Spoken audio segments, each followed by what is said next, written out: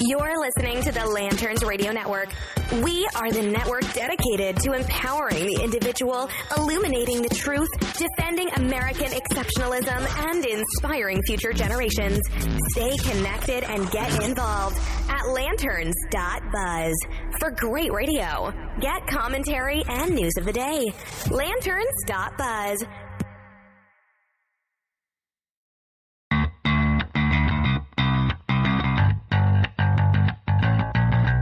Listening to the Bells of Liberty podcast, where freedom rings and the sassiness stings. Stay tuned for a little bit of sassy freedom.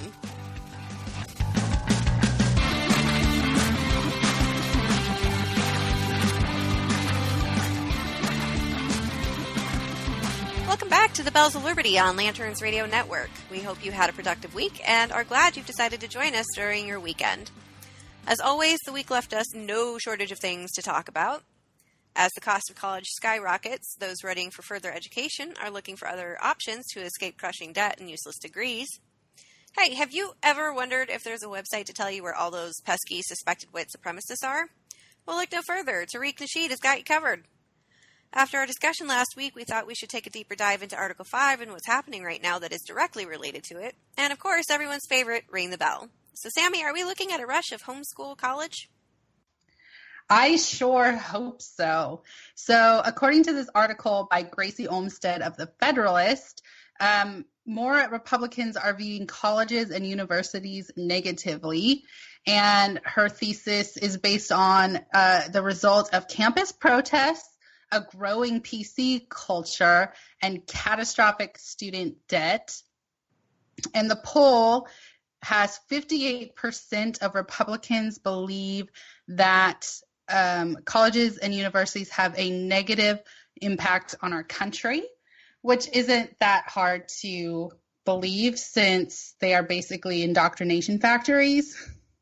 I know from my own experience going, I was even in the quote unquote conservative school in Washington State, and there was a lot of liberal ideology being thrown at me, and I wasn't too happy with it, so I left. And I haven't gone back. So she talks about the catastrophic student debt. Rocky, we've been talking about it, but if we keep going with the current trend of tuition raising, our kids, the next generation, could mean $300,000 a year in tuition. Just for 1 year of college. That's over $1 million for one kid to go to college. That's insane. When in 1980, it was $9,500 a year for a private college. And for a public school, it was $2,100 a year. And today, it's $27,000 for private and $7,600 for in-state public university. But if you are out of state, it's like you're going to a private university. So, yeah. I see a lot of Gerber baby accounts going through the roof here. The college plans. Yeah. How to raise $1 million by the time your kid's 18. I'm confession time to all of our listeners. I'm over the age of 35, and I'll leave it at that. And I probably have around $85,000 worth of student loan debt. I'm a professional. I work in the accounting field. My degree is in human resources management. The jobs in human resources are fairly scarce. And for someone with no HR experience, you would have to start from the bottom, which means that I would have to leave my job in accounting and take a pay cut, start from the bottom in a position that doesn't have a lot of relation to what I currently do. And I have a sinking feeling that the same goes for other people in my same situation, in which they invested time and money into getting a college education, into getting a bachelor's degree, or maybe even a master's degree.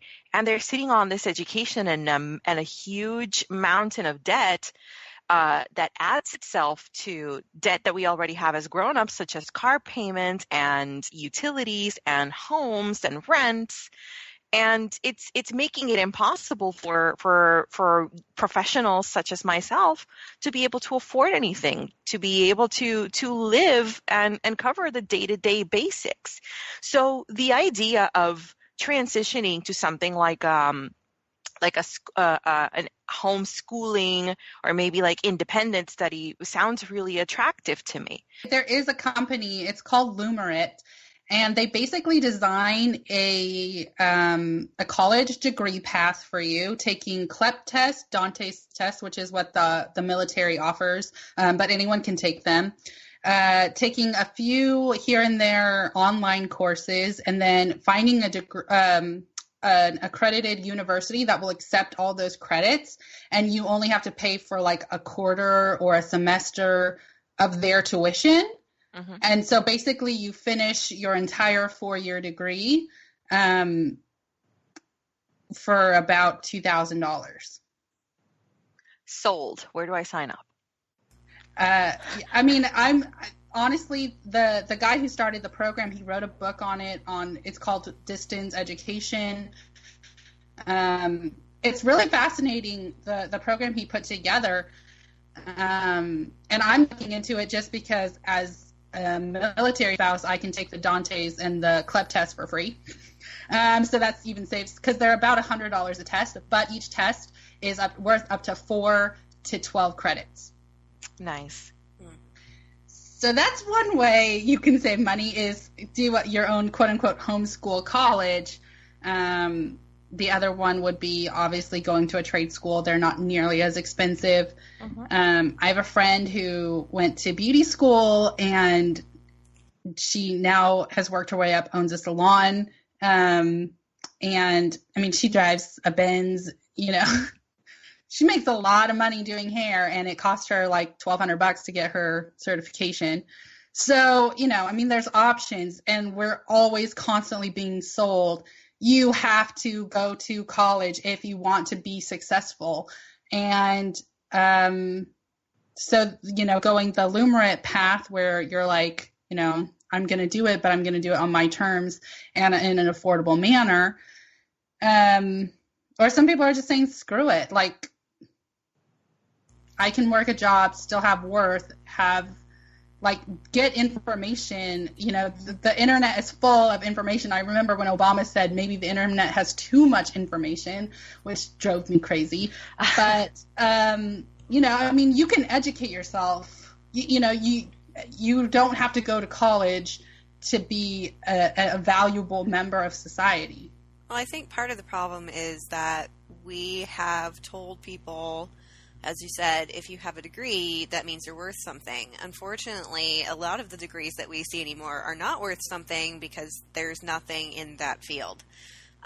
Rocky, I don't think your degree is an unrealistic degree, but you have enough trouble finding work in that area, and you are qualified for that. But we have lots of kids these days that are going to school, and they're getting degrees in, you know, essentially underwater basket weaving.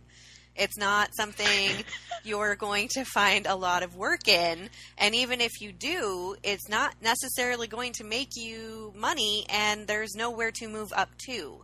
So it's not necessarily that the education isn't worth getting. It's that what you're getting the education in isn't helping. I'm not going to lie. I have a bachelor's in child and family studies. I think there's a variety of things I can do with that, and fortunately I did find a job that I can, I guess, put my degree towards. But not gonna lie, most of my know-how and the things that I know and do and are capable of doing with my experience have come from experience and not because I went to school. I couldn't tell you the first thing I learned in class that actually has applied to anything that I do on a daily basis. So I guess we need to be more realistic about what education entails. We need to be more realistic about what the world actually needs in degrees, that, you know, just because you're a special butterfly, you know, spreading your wings and joining the working world doesn't necessarily mean what you want to learn is going to get you a job. And that's on you to decide, is that what you really want to do? And we should not be snubbing trade schools. We should not be snubbing people who actually want to go do something outside of your normal, I'm going to get a bachelor's or a master's or a PhD or whatever. And we also need to stop snubbing community colleges. I'm just going to rep that for a second because my father does teach at a community college. And you would not believe the crap he hears because people don't think two-year colleges are worth anything. And yet I kind of wish I had gone to two-year college because it would have saved me a lot of time and a lot of money because I would not have had to waste my time with a lot of general education courses. That you waste 2 years of your life at a 4-year college taking general education courses. And I think that's where the majority of the money is coming from. So turning up your nose at something that can get you done and out of school and actually doing something worthwhile, I don't know why people are looking at that as a bad thing. I'm going to do a side-by-side comparison, and because this hits close to home because it's one of my immediate family members. He took probably like a 15-month course as a pharmacy assistant, and he basically is a pharmacist now. He has to go for licensing tests and so on and so forth so that he can work at a pharmacy. But this is something that he got from a community college. He took a short course. It's a very lucrative field. Because once you have that education and you start working in a pharmacy and you learn the ins and outs of how things work and how business works and everything, you can basically move up from there. So it's so much cheaper and so much more convenient, to your point, Jana, that to take the route of community colleges. And community colleges they're not so much a bridge to help gap the time from the moment that you leave high school to you getting into an actual university. Community colleges are a great place full of resources. The ratio of student to teachers is much smaller. So I think that you get a more hands-on educational experience through a community college than you would at school. And I'm sad to say that I see that trades are dying. People don't want to be plumbers anymore. They don't want to work as electricians. These are things that people need every day. Even an AC, like an HVAC technician. I live in the fantastic and very hot state of Florida. Do you have any idea how much money these people make that work as HVAC technicians? ACs break down in Florida and someone's going to have to go and fix it. You can make your own hours. You can charge however much you want if you get called after hours, if you get on a weekend. And it seems to me that sometimes high school counselors don't really counsel students to look at other options when it comes to education. Just go to college. There are so many other things that you can do with your time that are better for you financially and won't leave you in that financial hole that you'll be for the rest of your life, or for at least a term of 30 years if you go to a private institution and get a 4 or 6 year college degree. Well, that's because and I think Bobby we need Joe to stop. is just too special. Sorry, that's why we told people that. Yes. Well, we need to stop telling people that you pursue your passion in college or you discover yourself in college. Like for me, I didn't discover myself in college. I've discovered myself in a church pew. So, that's where I found meaning in my life. It wasn't from liberal. I'm still working on the discovering myself part, but college didn't actually help me figure that out at all. No. But honestly, if you don't, sorry, just to step in really quick. If you don't know what you're going to do with your life, take a year off. Take a year off between high school and before you move on to higher education, and decide what it is that you want to do with your life before you get yourself into a financial commitment that you're going to be paying for the rest of your life. Right. We're telling people who can't even handle scary thoughts that they need to commit to something for the rest of their life, and, not just, feeling like they're trapped in a career, but you're paying for decades on it. But unfortunately, we are out of time, ladies, so we're going to leave it there. When we come back, Gina will have a new kind of list you can be on.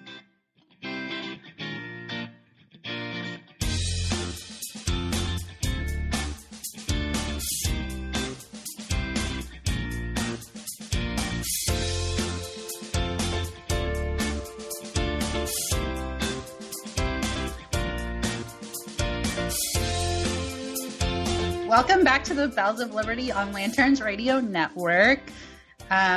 This next segment is a little worrisome. You might have to worry if you're on a list or not. Jana, do you want to tell them what kind of list they could be on?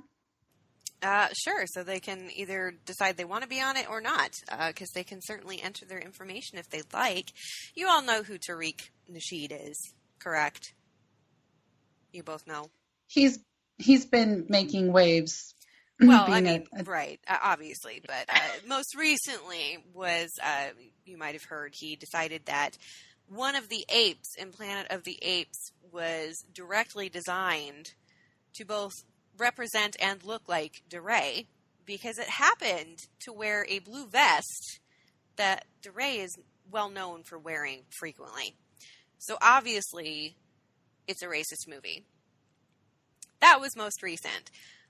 In the last week, however, Tariq has decided it would be a brilliant idea to create a website where people can both submit the names and information of people they suspect are white supremacists. I'll let that sink in for a moment. And as you know, as has been shown in the past, lists of people who happen to be specific to a particular group or have specific characteristics, that's always gone really well, hasn't it? Nope. What? What? Are you serious? Nope. It never turns out well. Yeah, I'm kind of going with that too. Well, Tariq has recently launched a website that what is it? SWS, which is supposed to stand for Suspected Words Database. It doesn't go so far as to say this is for the list of white supremacists or supremacistdaily.com or anything like that. It's called Suspected Words Database. So it's already kind of unclear what the point of the website is, especially when he first launched it and started posting it on Twitter and telling people to use it. Well, people started going to the website and discovering what it was. There have actually been people who were targeted by this website that was available for all of a day. I think it was out for less than 24 hours. People were commenting that they were finding their name on there, a lot of their information. Right now, there is no address, like home addresses or phone numbers or anything, but a page will include the person's name, the reason why they're on the website, if they're known for trolling. Oh, like this particular person, Philip DeFranco. He posted, "Wow, Tariq Nasheed has gone from calling me a suspected white supremacist to putting me on a public list. He trying to get me killed?" Well, you go to this guy's page, and it says, here's the guy's name. The reason he's on this website, trolling. They're calling him a suspected white supremacist because he was trolling. And then go so far as to add his Facebook information, Twitter. If he had a LinkedIn, it's on there. If he has a YouTube page, Reddit, if he's got his own personal website, it does put on there his workplace. So if they know where you work, they will put your workplace on there. The priority, they've said, is medium. I'd like to know what their rating system is. Like, is medium, sort of a white supremacist, minorly a white supremacist, or is he, legit going to be a white supremacist tomorrow if he keeps this crap up, that sort of thing. And then suspect type, online personality. So you can be a suspect type for being an online personality. I'd also like to see a list of what other things you can do that can get you put on this list. So they've posted this. Well, he goes, okay, everyone, Tariq goes, everyone go register on the Suspected Words database and share your input and insight. Well, first of all, nobody knows what this website is until they click on it. Secondly, it's putting people's information out there for anybody. You can add whoever you want. It's kind of like the Wikipedia of white supremacists, but only if, in your opinion, someone's a white supremacist. And then the logo, kid you not, I wish I could share this with people, and I probably will put this on the Bell's Twitter. It looks like a fancy swastika. I mean, it's even going in the correct direction. Right. Mm-hmm.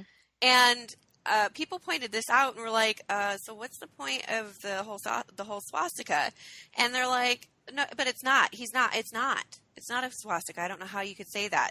So someone actually posted in response to Philip DeFranco tweeting that he had been put on this website.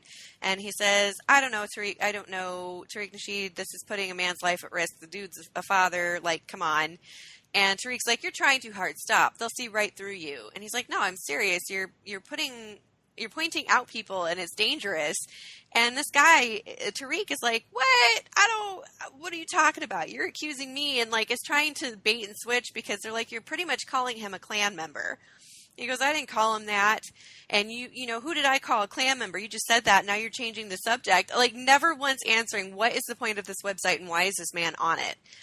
So it just, right. He's like, no, the logo doesn't look like a Nazi symbol. No, it's not it's not this white supremacist website at all. You're missing the point. And then the kicker of this all, this website was up for 24 hours. People started pointing out the logo looked like what it looked like, that it's not a good idea, and all of a sudden it disappeared. So when you click on the link, it says, we'll be right back. Okay, fine. Well, then people started digging some more, and the website now directs directly to a porn site.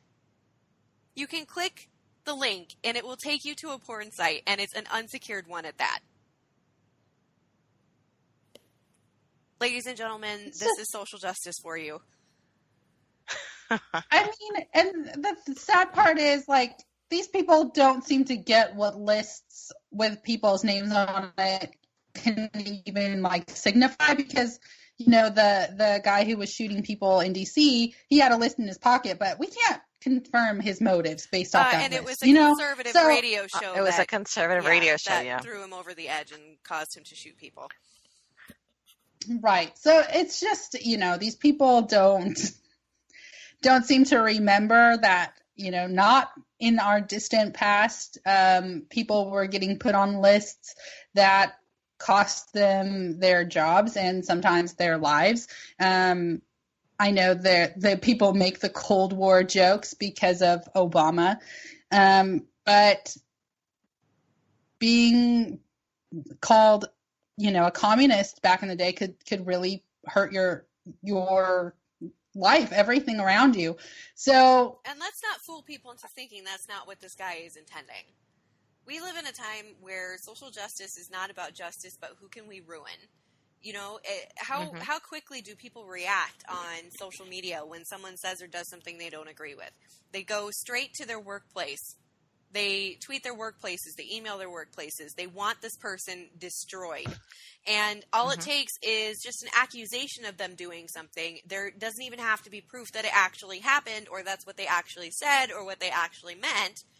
They want to destroy the person because they said something they didn't like or they disagree with that person. We see it all the time with a lot of conservative media people.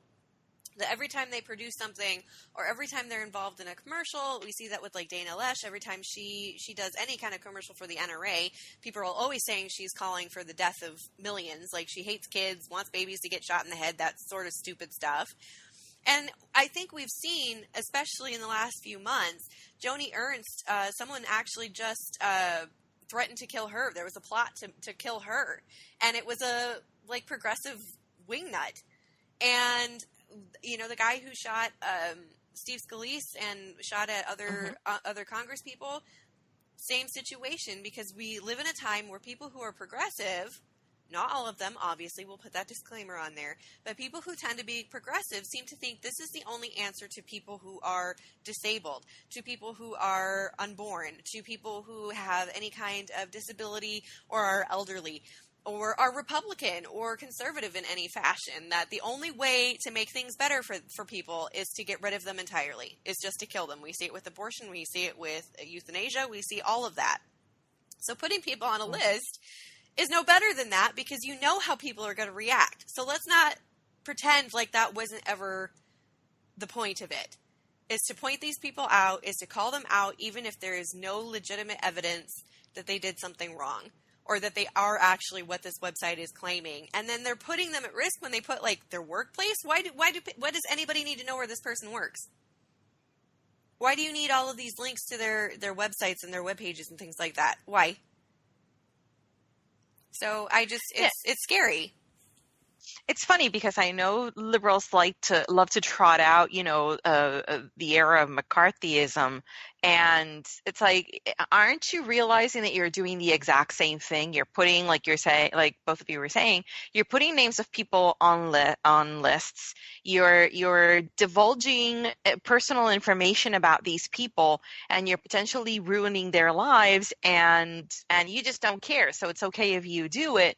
But, when it's something, if any Republican came up with an idea like this, and I'm pretty sure that currently none of them would at this point, you guys would flip out and say, that's unconstitutional. That's invasion of privacy and spying and all of this stuff. Another fun thing that I was thinking about, I wonder if this particular kid that was added to the list, he dubs himself a troll. I wonder if trolls were the ones who hacked the site to have it go to a porn site.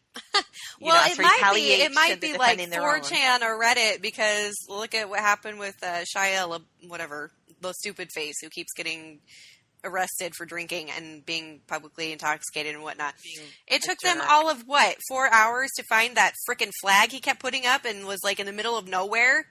Yeah, I wouldn't put it past him if they actually found this website and managed to, redirect it to a porn site. That'd be funny. Look, that's pretty sweet. Good job, trolls. Good job. You keep it up. There is some hope for you after all. Well, that's all I got. So if you guys have anything further to say. We're actually running right into the break. So I was debating on if I wanted to open another can of worms, but I don't think I have time for it. So stick with us. On the other side, it's time for our constitutorial.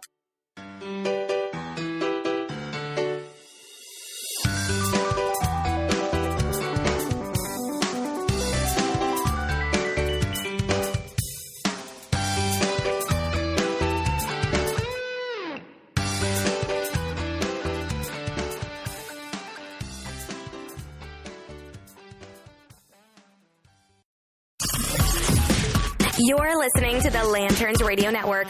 We are the network dedicated to empowering the individual, illuminating the truth, defending American exceptionalism, and inspiring future generations. Stay connected and get involved at lanterns.buzz for great radio. Get commentary and news of the day. Lanterns.buzz.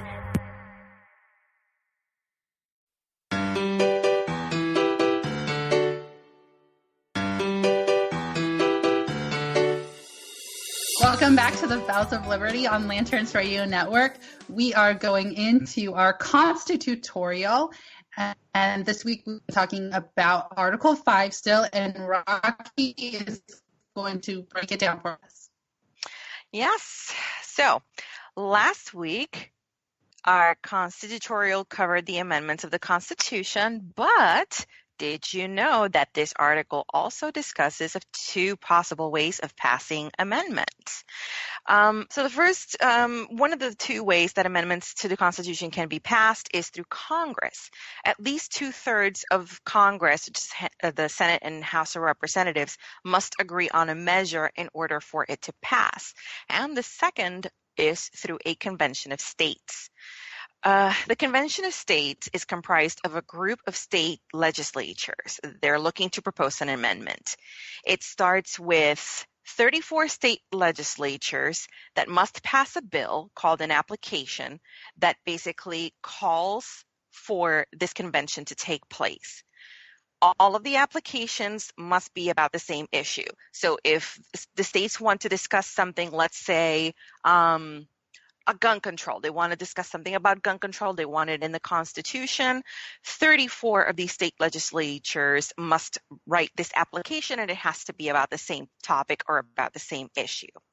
So once the states have agreed that they're ready for a convention of states, Congress will have absolutely no control over the process or the delegates that will be involved in it. It's really very interesting because when the founders put this provision into the Constitution, they did so because they knew that Congress had too much control over the amendment process. So this was their way of giving power back to the people, so to speak. So in a convention of states, the delegates, who are also called commissioners, are elected by each state legislature, and each state gets only one commissioner. These delegates will propose, discuss, and vote on the amendments they're trying to pass. If a simple majority is reached, the proposal for amendment moves to each state where it must be ratified, which is just a fancy word for approved.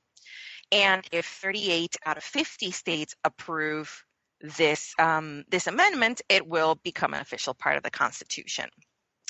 So the reason why Convention of States work is because they can be used to deal with any specific issue rather than propose a whole new amendment. For example, instead of calling for a balanced budget amendment, we can request things like limitation of power and the jurisdiction of the federal government. So the reason why we're discussing the Convention of States today is because one of my favorite senators, Senator Ben Sasse from Nebraska, has tossed around the idea that with the ongoing issues with Obamacare, Congress should pass a full, clean repeal bill and work through the 6-week summer break that Congress gets in order to produce a satisfactory replacement bill. This would mean that Congress would have to work round the clock to give what the people were promised during the 2016 campaign trail of repeal and replacement of Obamacare. Now, to me, this sounds like a great idea. I think that regardless of your political affiliation, we can all agree that Congress should focus on things that matter, such as balanced budget bills, improvements to border security, and other issues of the sort. So using something like the Convention of States to propose an amendment forces Congress to work through breaks would absolutely be ideal. These politicians get paid tons and tons of money. This money comes from our pockets, from all taxpayers, and most of the time they achieve nothing, and all they do is proverbially kick that can down the road and just wait for someone else to take over and solve it or not solve it. So they get nowhere, achieve nothing, and then they get to go on vacation on our dime. In the real world, when we're busy or we have big projects at work that need our immediate attention, we don't take the rest of the day off, or we don't slack and go chase butterflies in a field somewhere. We work through things until we're done. Once we're done, then you can relax and drink all the wine you want. You can schmooze and rub elbows with Hollywood all you want and go back to fake tanning and whatever it is that politicians do on their downtime. I believe that if we assume responsibility for our work and what's important to us in our lives, then Congress can do the same. You just can't go home until your work is finished. Mic drop. I totally agree that they should definitely not get their vacation. But also another great way to use the Convention of States that was talked about even before the election is term limits on Congress, because we know congressmen who are currently in Congress are never going to vote for their jobs to end. But it's something that I think across the board, people can agree that there needs to be term limits on Congress. And so, I've heard people just like on Twitter keep saying, oh, we need Convention of States. But I don't think that many people really understand that Convention of States is something that's possible. I don't think a lot of people understand that it's constitutional for the states to come together and vote on an amendment, that it's not just Congress who gets to make and pass laws. And I think that the beauty of it is that Congress can't interfere with the process. Once the 34 states have agreed that they want to go through a convention of states, Congress has to take a back seat, and the states need to handle this at each respective level before doing anything, which I think is great. Like I said, it's basically giving power back to the people. You're giving the states the opportunity to decide what they want and what they want to see, instead of having Congress determine, well, we can have a balanced budget, but it needs to have, a couple $millions so that we can study rats in the Sahara. It goes back to the states. The people from each state can decide whether that's something that they're interested in or not. And I think it's fantastic. It's such a useful tool, and it seems that people are afraid of using conventions of state to have their voices heard. That's all accurate. But I thought I would take a second before I forget. We actually do, on Lanterns Radio Network, have a podcast that is dedicated to Article 5 and Convention of States. It's called Fires of Liberty with Clark and Quinn on the Lanterns Radio Network. You can find them on Spreaker like you can with us. And I haven't listened to all of their episodes, but they do talk about even recent events that would apply to the Convention of States, Article 5, and all of that, and kind of go through their podcast and discuss that. So if you're looking for a fun resource to talk about Article 5, like I said, Fires of Liberty on Lanterns Radio Network. Check it out. Sorry, cool. Shameless plug. That's okay. I think that, the good thing about these constitutorials is that it gives people the opportunity to kind of get a refresher course on what's in the Constitution, because we either forget or we just don't know.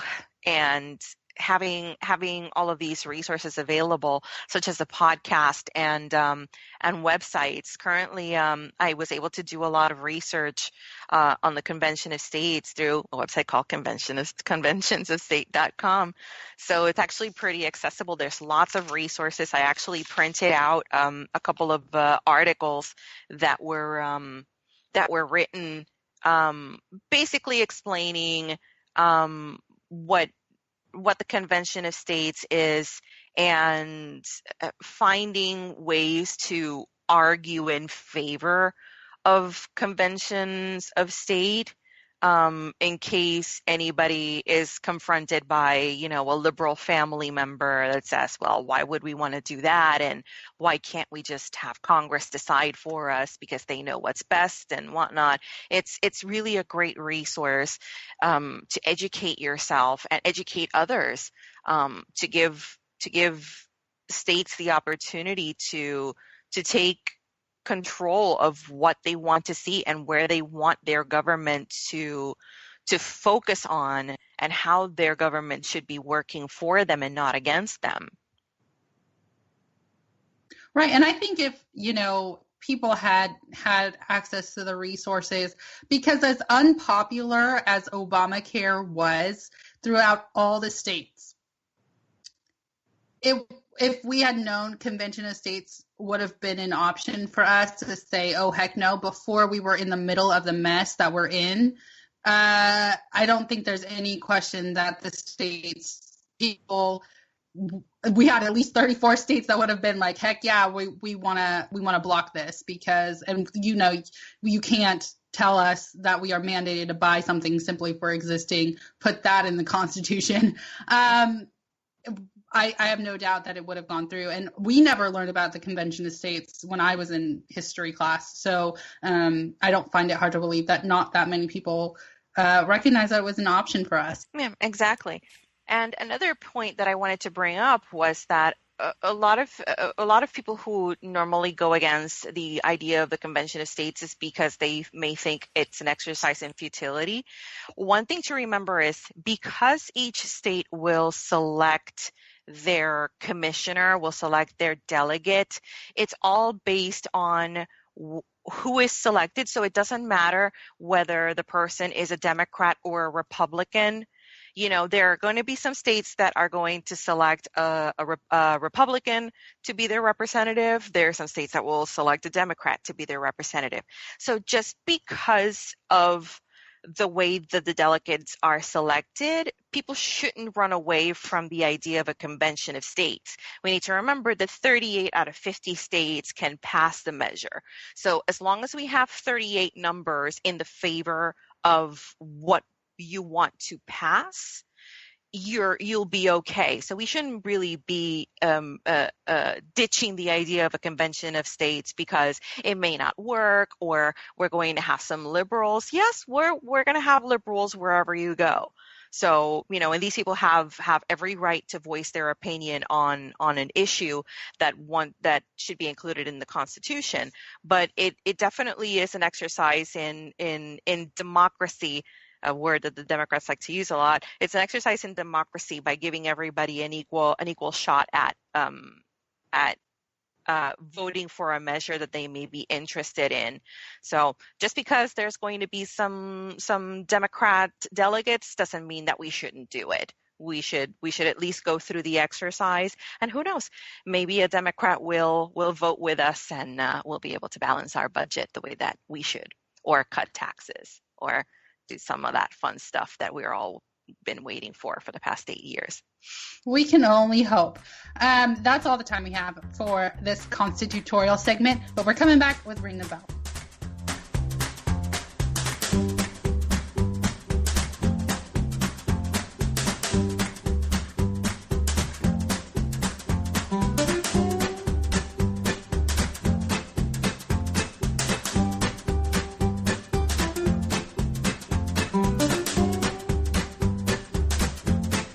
Welcome back to the Bells of Liberty on Lanterns Radio Network. It's time for our favorite time of the show. It's time to ring the bell.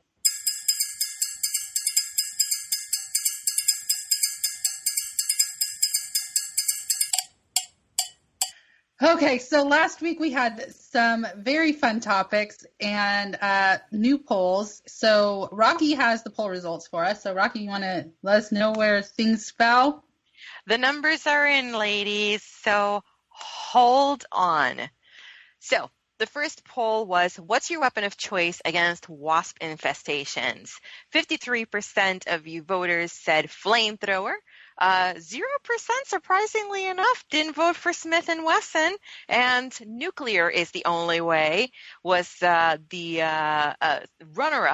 first runner-up at 47%. Our second topic for last week's Ring the Bell was the genderless babies. The question was, should babies remain genderless until they're old enough to choose? 4% of you said, yes, it's their choice. 83% of you said, no, they have gender. And 13% of you said, baby. And the third topic was, what did you think of NPR tweeting the Declaration of Independence? 46% of you said, Vive la Révolution. 38% of you said, they tweeted that? And 16% of you said, all the anger, all in caps, all exclamation points. Those are the results for last week's poll. Sometimes the Hulk has an opinion. Yes. And when he tweets it out, it's always in caps. It's always in caps, and he may drop a letter or two because he's got fat fingers. Same. I was going to say, I'm pretty sure she just insulted me because I'm the one who came up with the polls for last week. Like, did I typo something? We all dropped. No, you didn't. Yeah, you actually didn't. I'm just saying that, for once, I managed not to make a typo on a tweet. Whenever I come up with these polls, it never fails. I always make a typo. Drives me insane. And there's no edit button on Twitter, so I can't fix it. I don't know why they don't have an edit button. They should really start working on that. It'll save me the trouble of having to go copy the text, delete it, and then retweet the same stuff with the correction. Or have to leave it because someone's already responded to it. Yeah, exactly. It's like, I feel terrible. You can comment again. Okay. All right. New topics. Who's going first? I guess I'll go first. So my topic has to do with a Utah-based vlogger named Tasha Mail, where she has sex while her baby is latched on breastfeeding. And she's one of those advocates trying to normalize breastfeeding, blah, blah, blah. I'm like, whatever, dude. But some UK morning show decided they needed to have her on for an interview, and she got herself into some more trouble. She, one, stipulated that the baby is sleeping and unaware of what's happening.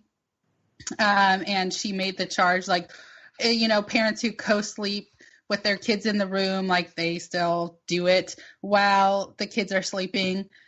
Whatever. It's just, for me, it's just weird. Are you so incapable of, like, impulse control that you can't wait until your kid is done eating to get back to doing whatever it is that you're doing? Like, is that not a thing that we try anymore, is to have a little bit of self-control?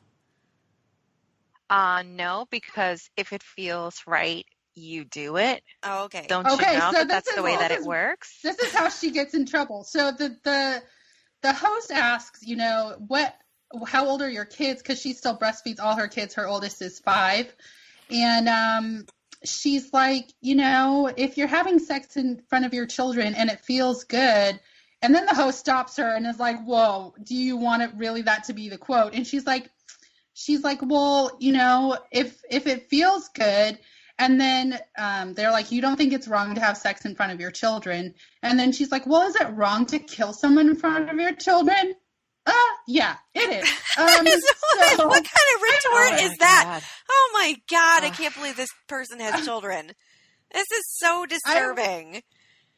I was reading this article. It's from the Daily Wire, and they have a video of the interview. And I was like, I don't even know if I want to watch it just from the description. But while she's on the interview, she is breastfeeding her youngest baby during the interview. So she's got, yeah. Yeah, So I'm Cha-cha's out for everybody to see. Yeah, I'm all for breastfeeding. I don't think women have to go hide in a bathroom to feed their kid if, but you also don't have to whip it out just to whip it out, to be like, look, I can do this because I'm feeding my kid. Like, there are times and places, and it's not, inappropriate to have some expectation of coverage while you're feeding your kid. And certainly not on international news. I'm just saying. Just saying. They make covers for that, ladies. They make covers. They're very pretty. They're breathable for baby. As someone who, breastfed a child, I can tell you that they're very cute and very comfortable and everything. But, like you said, Jana, there's a time and place for everything, and just whipping it out, just like, here's my boobs. It's like, please don't do that. If I cringe at someone at the beach who's wearing a swimsuit that they shouldn't be wearing, you shouldn't be whipping your chachis out just because, well, my child's hungry. It's like, yeah, well, here's a blanket. Do you need a blanket? I can tell you where you can go, or you can do that privately. Well, I think this woman needs a brain transplant because she doesn't seem to understand there's lines you just don't cross. Well, and speaking of lines that you just don't cross, Rocky's story sounds like a good example as well. Oh, geez. People, I get it that people want to be adventurous with their foods, but much like, showing your boobs, breastfeeding your child while doing a TV interview, there are some lines that you just don't cross. So Washington, D.C., we all know, it's a den of nuttiness and nonsense, and this is no exception. There is a restaurant named Bantam King. It's a fast casual restaurant that specializes in authentic Japanese cuisine. They serve ramen, they serve gyozas, they serve fried chicken. And now all of a sudden they've come up with an abomination called the fried chicken skin ice cream sandwich. This dessert, and I'll put that in quotation marks for bunny rabbit ears, this dessert is basically vanilla ice cream.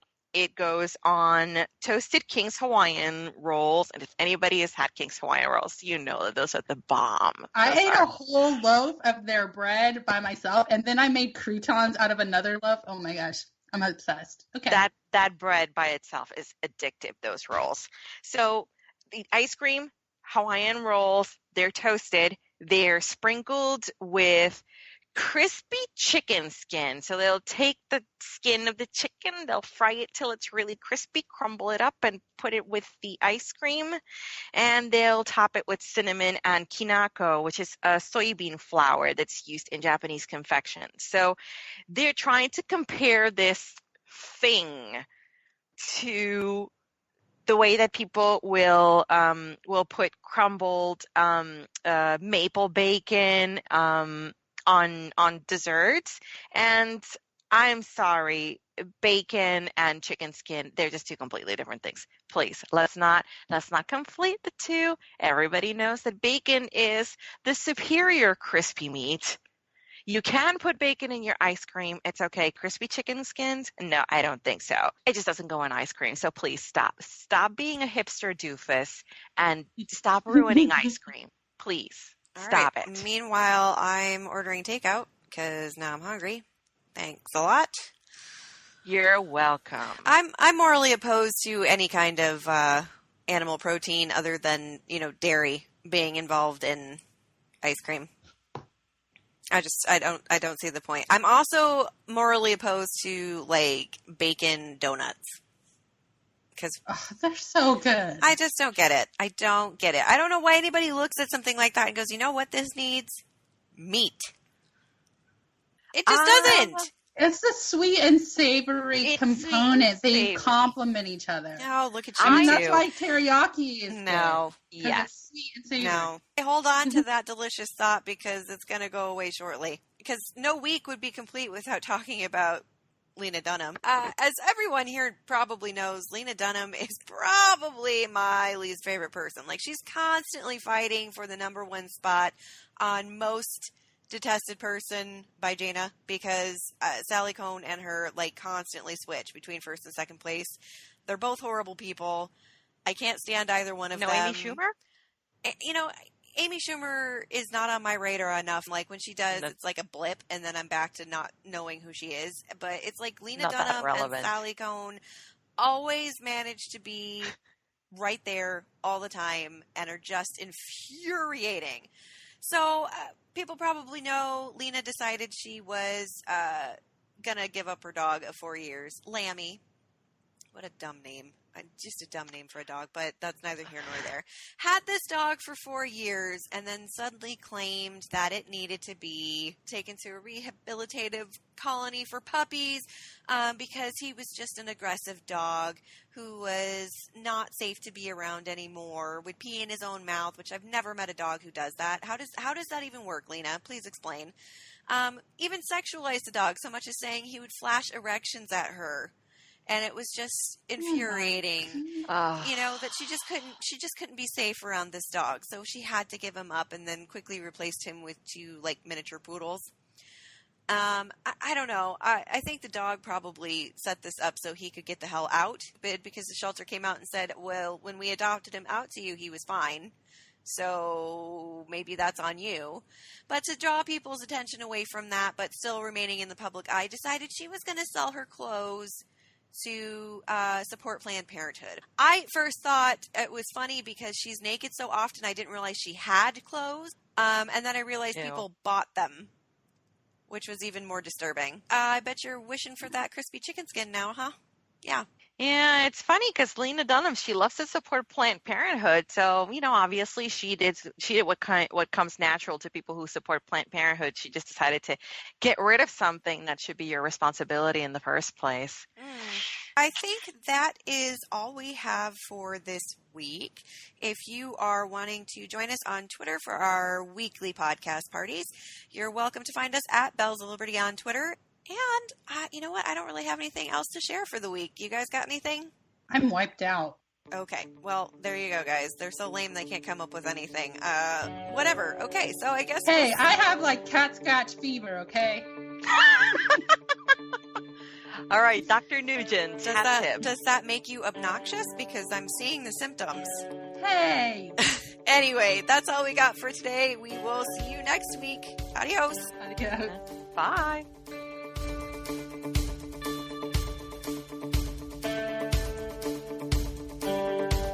Thanks for listening to the Bells of Liberty podcast.